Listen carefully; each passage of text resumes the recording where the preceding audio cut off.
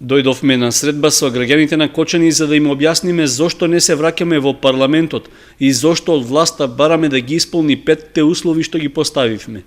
Најголема причина за тоа е нејзиното криминално и коруптивно владење во сите изминати години. Беше речено на трибината што ја организираше СДСМ, а на која зборуваше потпредседателката Радмила Шекеринска и членови на партиите од опозицијската коалиција. Според Шекеринска, власта толку е навлезена во своето коруптивно владење, што веќе државата не ја одделува од партијата. Значи, не се ни кријат дека нивната желба е се што постои во државата да се покрие со нивната партија. Нашата цел и нашата борба надвор од парламентот е токму со ваков притисок, со делегитимирање на институциите, со покажување дека парламентот е само демократска фасада, дека внатре нема дебата, дека внатре нема плурализам, дека внатре не се дозволени различни мислења, да покажеме дека вака веќе не може. Пред 6 месеци опозицијата почна да кажува дека вака веќе не може. Меѓутоа, граѓаните лека полека се храбрат. И затоа го немаше премиерот известно време. Премиерот е тој кој што се плаши од она што ќе следи.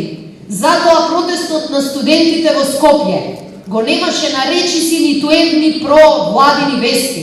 Во врска со бомбата што опозицијата ја подготвува за власта, Шекеринска рече дека тоа не е ништо друго освен кажување на вистината за она што им се случува на граѓаните поради криминалното владење. Сето она за што се сомневавме оти се случува во Македонија и за тоа што ни го прават за време на изборите, сега имаме докази. А за она што мислевме дека е криминал и корупција, имаме документи, рече Шекеринска. Ние решивме да имаме различна стратегија. Неколку месеци се посветивме исклучиво на собирање докази, кои што ќе го потврдат криминалот, корупцијата, не само на изборниот процес, туку на целата наша држава. Тоа што го направивме и минатата и претходните години, да и покажеме на јавноста што се прави власта во нејзино име, тоа ќе продолжи. И ние сме подготвени на македонската јавност да ја соопштиме вистината, дека оваа власт се храни и со нивни пари, и со крвта која што ја цица од народот, со криминал, со корупција и со целосна злоупотреба на сите закони што постојат во државата. Затоа се плашат, затоа се закануваат, затоа мафтаат и со сценарија и со ултиматуми. На трибината стана збори за најголемиот проблем за граѓаните во Кочани – невработеноста и масовното иселување од државата.